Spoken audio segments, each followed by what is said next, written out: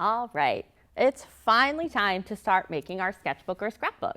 Today we're going to start by using traditional materials first. Then I'll show you how to use non-traditional materials. So just a reminder, if there's something that you don't have, don't worry about it. We can figure it out in the next step.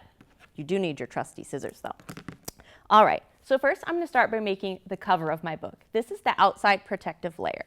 I'm going to use this piece of cardstock to make the cover of my book. Cardstock is like a thick, sturdy paper, kind of like a file folder. We're going to be cutting this paper to the size of our cover. If cutting is really tricky for you, that's okay. Try a piece of construction paper instead. It's a little easier to cut. If your teacher prepared materials for you, your teacher may have taken a piece of cardstock and cut it right in half, making 2 pieces for each person. This is a really good size for us to start with today. All right, but I'm starting all by myself. So I'm going to take my piece of cardstock, I'm going to fold it in half, press my hand to help that fold, unfold it.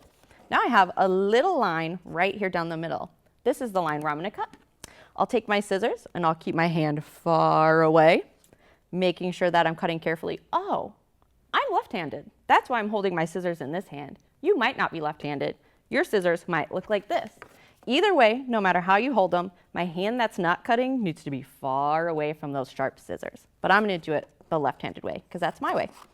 All right, I'm cutting my folded piece of paper in half.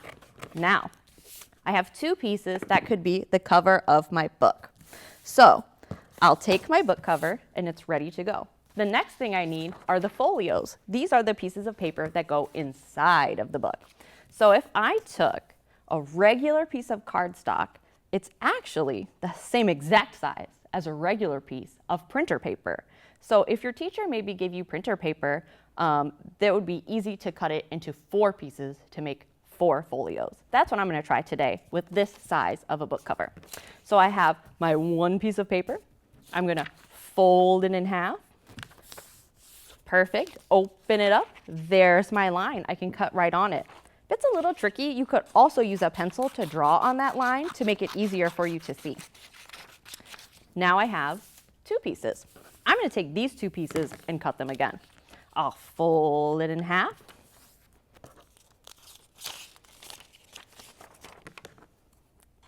Oop, let me make sure my hand's far away. And I'll take this piece and fold it in half too.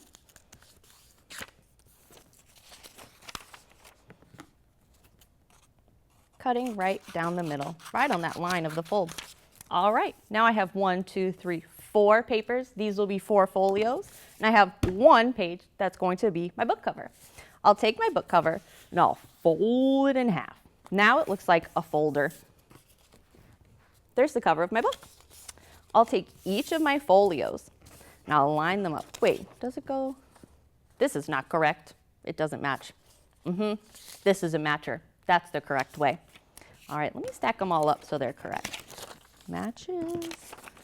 Nope. Yes, okay. All right. Now, I have a cover for my book and I have 4 folios. Let's put them together. All right, I have my glue stick. I'm going to keep my scissors over here away from my hands so I won't get cut on accident. I'll take my first folio and I'm going to fold a small piece right on the side, right there, just like that. Now you can see it kind of has a little piece sticking out. I'll take my glue stick and I'll use just a little. That's perfect. This, nope, not gonna work. That's too much. Perfect. All right, now I have a little glue. I'm gonna put the glue right on this part that I folded. We could call this part a tab. All right, so I have a little glue on the tab. I'm gonna flip it over and stick it right onto my book cover. Now the folio is a part of the book. All right, let's do it again. I'll take my next page, fold it over just a little. Use a little bit of my glue right on the tab. I didn't get any on the page. There's no stickies and no ickies on this page. All right, I have the glue on the tab. I'm gonna flip it over right on the tippity toppity top, right there. Push it down. It's okay if it gets a little sticky. I can try and make sure there's no glue in there. All right, let's make 2 more. Fold, glue, flip, and press. Fold, glue, flip, and press. That was really easy. Now I have a book that has 4 pages. My little sketchbook here. Now, I'll take my sketchbook and I'm gonna let it dry. This glue might be, oops, I have a sticky icky. Hold on, let me get it out. Ooh, I'm gonna take this, put it over here on a scrap paper. All right, now that sticky won't stick my pages together. I'll let my sketchbook dry. Now, remember when I said you didn't have to have all of these materials? You don't. We can make books in many different ways. So let's pretend that you didn't have any glue. That's okay.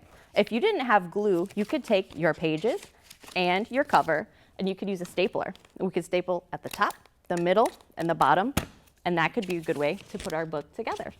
Maybe you have a book, your pages, and a hole puncher. I could take my hole puncher and I could punch a hole right through the book, all the way through the front cover and all the pages.